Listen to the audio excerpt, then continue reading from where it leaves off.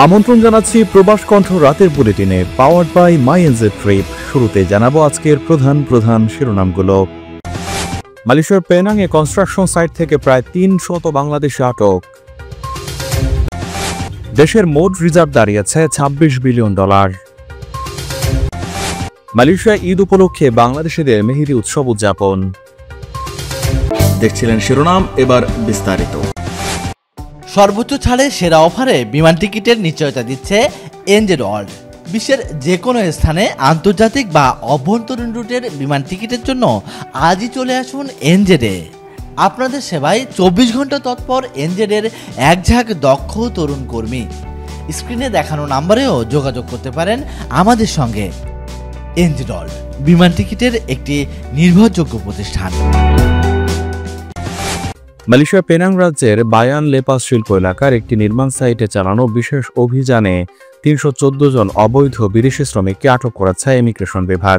Operation সাপো নামের এই বৃহৎ অভিযানটি পরিচালিত হয় বুধবার। সেখানে ৫২০ জনকে যাচাই করা হয়। সামাজিক যোগাযোগ মাধ্যমে ছড়িয়ে পড়া অভিযানের ভিডিও ইতিমধ্যে ভাইরাল হয়। পেনাং ইমিগ্রেশন বিভাগ এক বিবৃতিতে জানিয়েছে, আটককৃতদের সবাই প্রাপ্তবয়স্ক পুরুষ। তাদের মধ্যে রয়েছে ২৯৭ জন বাংলাদেশি, ১৩ জন পাকিস্তানি, ২ জন মিয়ানমারের নাগরিক, ১ জন করে ভারতীয় এবং ইন্দোনেশীয় নাগরিক। তবে অভিযানে কোনো নারী, শিশু বা নিয়োগদাতাকে আটক করা হয়নি। বিবৃতিতে আরও বলা হয়, অবৈধ বিদেশি শ্রমিক নিয়োগ বন্ধ এবং অভিবাসন আইন কার্যকর করতে এই ধরনের অভিযান আরও চালানো হবে। এত বড় সংখ্যক অভিবাসী ধরা পড়লেও সংশ্লিষ্ট কোনো নিয়োগদাতার বিরুদ্ধে ব্যবস্থা নেওয়া না হওয়ায় বিষয়টি নিয়ে সমালোচনাও দেখা দিয়েছে বিভিন্ন মহলে। রেমিটেন্সের উচ্চ প্রবৃদ্ধি ও রপ্তানি আয় ইতিবাচক থাকায় বাড়ছে দেশের বৈদেশিক মুদ্রার মোট মজুদ বা রিজার্ভ। বাংলাদেশ ব্যাংকের সবশেষ তথ্য অনুযায়ী ৪ জুন পর্যন্ত দেশের বৈদেশিক মুদ্রার মোট বা গ্রস রিজার্ভ বেড়ে দাঁড়িয়েছে $২৬.০৬ বিলিয়ন মার্কিন ডলার।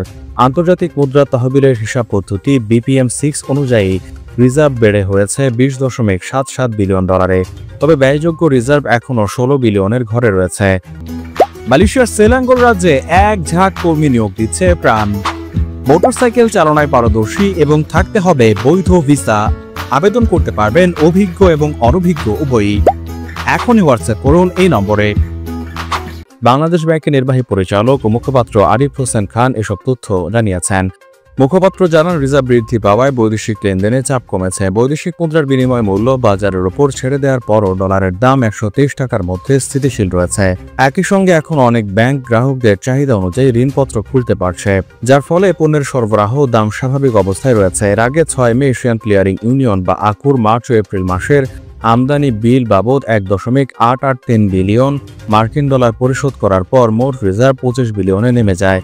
তারও আগে ৪ মে মোট রিজার্ভ ছিল $২৭.৩৫ বিলিয়ন আর BPM-6 বা প্রকৃত রিজার্ভ ছিল $২১.৯৭ বিলিয়ন। মালয়েশিয়ায় পবিত্র ঈদ উল আজহা উপলক্ষে পিঠাঘর রেস্টুরেন্টের উদ্যোগে প্রবাসী বাংলাদেশিদের বাড়তি আনন্দ যোগ করতে বাঙালি সংস্কৃতির অন্যতম মেহেদি উৎসব উদযাপন করা হয়েছে।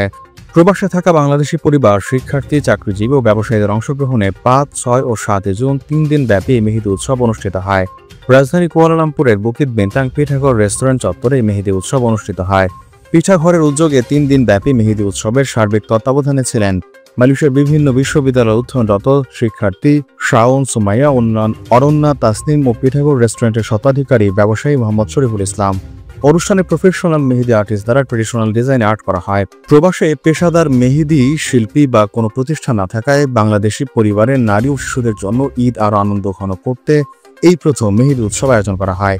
এতে স্বতঃস্ফূর্তভাবে অংশগ্রহণ করেন শিক্ষার্থীরা, প্রবাসী পরিবার, বিভিন্ন শ্রেণী পেশা, নারী, পুরুষ ও কমলমতি শিশুরা। প্রবাসে এই ধরনের ব্যতিক্রমী অনুষ্ঠানের আয়োজনকে স্বাগত জানিয়েছে বাংলাদেশি কমিউনিটি।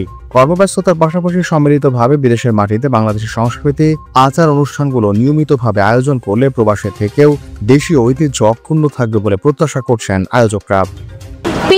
পিঠাঘরের উদ্যোগে আমি এবং শাওন মিলে এবার মেহেদি উৎসবের আয়োজন করি। আসলে প্রত্যেকটা দিনই আমরা পরিবারকে মিস করি, তবে উৎসবগুলোতে বেশি মিস করা হয় যেহেতু পরিবার কাছে থাকে না।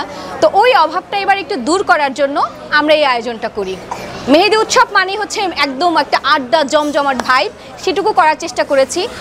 পরিবারটাকে যাতে আমরা বেশি মিস না করি সেটার জন্য চেষ্টা করেছি। 3 দিন ব্যাপী মেহেদি অনুষ্ঠানের আমরা 3 দিনই আলহামদুলিল্লাহ সফল ছিলাম, ভালো ছিলাম এবং অনেক আনন্দ ফুর্তি করেছি আমরা। আমি শাওন, মালয়েশিয়াতে স্টাডি করছি, পাশাপাশি প্রফেশনাল ফটোগ্রাফার হিসেবে কাজ করতেছি মালয়েশিয়াতে। সো আজকে আমাদের একটা মেহেদি উৎসব ছিল 3 দিন ব্যাপী। সো আজকে চাঁদ রাত। সো সব কিছু মিলে আলহামদুলিল্লাহ আমরা পিঠাগড়ের উদ্যোগে আমরা এই ইভেন্টটা সাকসেসফুলি করতে পারছি। সো ইনশাল্লাহ আমাদের চেষ্টা থাকবে সামনে আরও কিছু ইভেন্ট করার। সো সবাই দোয়া রাখবেন ইনশাল্লাহ।